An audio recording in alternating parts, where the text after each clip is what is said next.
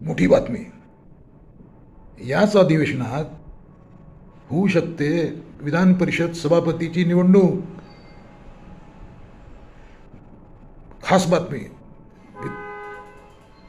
हे भाजपचे संख्याबळ जास्त असल्याने भाजपने केला आहे सभापती पदावर दावा. शिंदे गटही मागतोय सभापती पद. मात्र राम शिंदे भाजपचे राम शिंदे हे होऊ शकतात सभापती. आतली माहिती, राम शिंदे होऊ शकतात विधान परिषद सभापती.